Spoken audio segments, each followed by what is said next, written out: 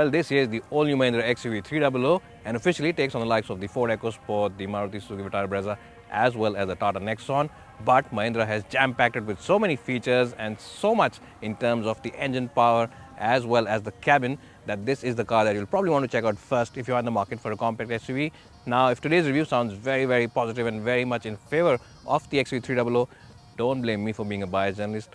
Blame Mahindra for making such an exceptional product. But what do you think about the looks? I think it looks really gorgeous on the outside. But what do you think? Let me know in the comments section below. And while you're at it, also follow me on Instagram. My handle is AshishMasi1. It's flashing below your screen right now because if I have a lot of followers on Instagram, manufacturers will think that I am very powerful as an influencer and send me all these cars earlier than they do. So I'll give you more reviews much faster than we're ready to put them up. Thanks for watching.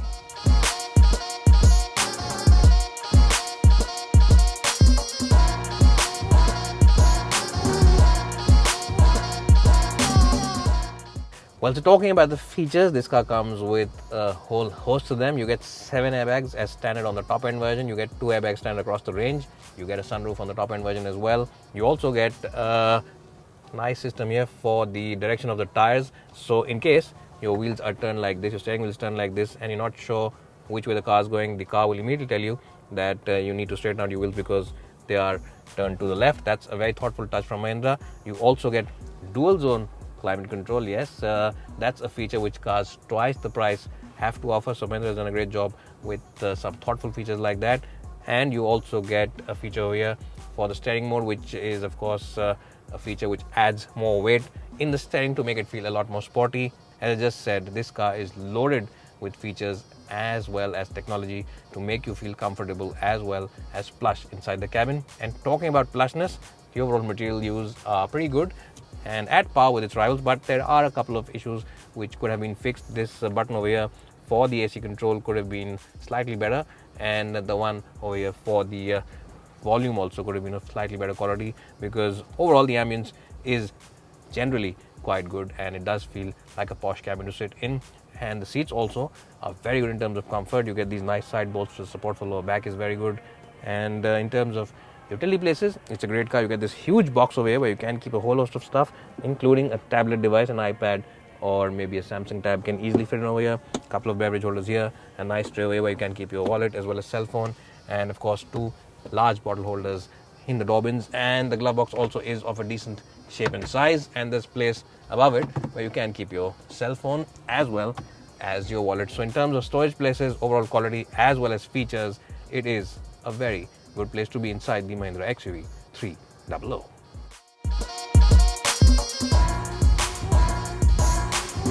Well, so here I am in the back seat of the XUV300, and I have adjusted the front seat for my height and my driving position, and my height for reference is 5'10". So if you're about even 6'1" or 6'2", you should be quite okay in these seats for headroom.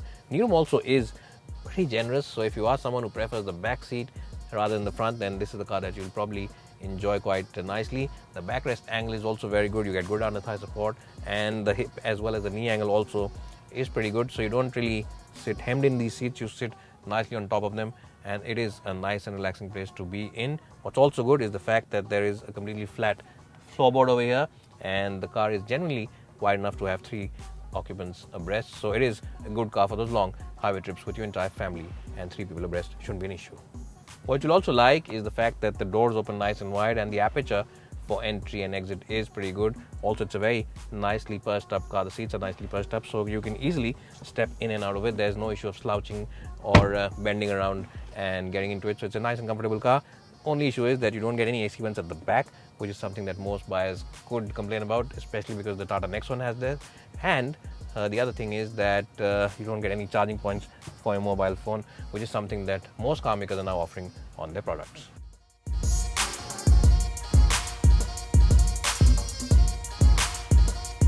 Well, so before going further, let's just say that everything is relative. And this car, remember, is a compact SUV, so the boot on this car for a compact SUV is quite okay. It is a decent shape and a decent size, but it definitely looks and feels a lot more smaller than the ones on the Nexon as well as the Maruti Suzuki Vitara Brezza. But because of course we are talking about relative terms, it is decent in its own right. You can of course drop down the backrest of the seats here, it's a 60-40 split, so you get a decent space, and you can always remove the false floor over here to make it a nicer and easier loading boot. So you get almost a flat loading area like that. So you get an almost flat loading area. There is still a bit of a lip over here, there's a bit of a ledge, so you'll have to really heave in those bags and put your back into it. So yes, maybe you can say that the boot is the only bit of disappointment on the XUV300's interior.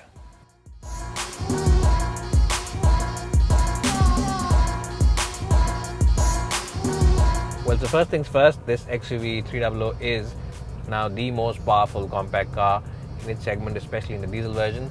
And you get the same 1.5 litre diesel engine from the Marazzo. And the best part about this engine is that it's very, very quiet and very refined, especially when you're cruising out on the highway. It really does feel like a very distant murmur. There's hardly any engine noise, hardly any wind whistle coming in, and there's absolutely no tire noise. So the cabin really is a very well isolated place from all those noises, making it a very, very good long distance runner. Well, what also makes this car a good long distance runner is the fact that this is a 6-speed gearbox, and the addition of that 6th gear means that flexibility of this engine is greatly enhanced, because when you're doing speeds of about 100 kph on the highway, the engine is spinning at a relatively low 1800 or 1900 rpm, making the cabin a very nice and quiet place to be in. What you'll also appreciate on this car is the ride comfort, especially at highway speeds. At slow city speeds, it does feel a little unsettled sometimes, but it's quite okay. It's nothing to get complaining about, because this is quite a comfortable car in terms of the suspension setup overall. Now, in terms of the driving dynamics, the engine, the diesel engine that is, needs about 2000 rpm to get going. Before that, it is a typical diesel engine. It's a bit lazy to respond to your throttle inputs, so you need to keep it between 2 and 4000 rpm to get the best juice from it. And the gearbox is a nice and light unit. Even though the throws are a bit long, you won't complain too much, because it really is a very, very light gearbox to operate. So it doesn't take too much effort. It won't tire you out after a long day behind the wheel. And talking about light, what's also light is the clutch. Unlike a lot of its rivals, which have really heavy clutches, this one, the clutch really feels nice and light. The steering also is a very light unit. Now, it doesn't have too much feel in it, so it's not the ultimate car for keen drivers. The ultimate car for keen drivers still is the Ford EcoSport in this segment, but even then, it is a decent steering wheel for feedback and communication. Now, it is a very light steering wheel. In fact, it's overtly light, but if you want to add some weight, you can always choose the settings over here and change the weight, and you can see that it goes into comfort mode, or if you want it to become heavier, you can always choose the sport mode. But choosing that mode, it's just the steering which becomes heavy. It doesn't really tend to become more communicative or more direct. So, it's best to keep it in comfort settings and enjoy the relaxing and easy nature of the XUV300. What you'll also appreciate is the excellent visibility, especially the chunky rearview mirrors that Mahindra has given this car. And what you'll also like once you're viewing them is the slightly muscled up look of the rear door. It gives you a sense of muscle about this car every time you look in your rearview mirror. So it's a nice and very thoughtful touch on the design side, and definitely adds a lot of character to the XUV300. What will truly impress you about this engine, though, is its sheer refinement. It's a brilliant engine for refinement, and even when you're revving it very hard, when you're near its red line, it remains quiet inside the cabin. It doesn't become too buzzy. That's something that buyers who use the car on the highway will really appreciate. So if you're doing, let's say, speeds in excess of 100 kph on the highway, the engine is still at about 1800, 1900 rpm, making it a nice and quiet place to be in.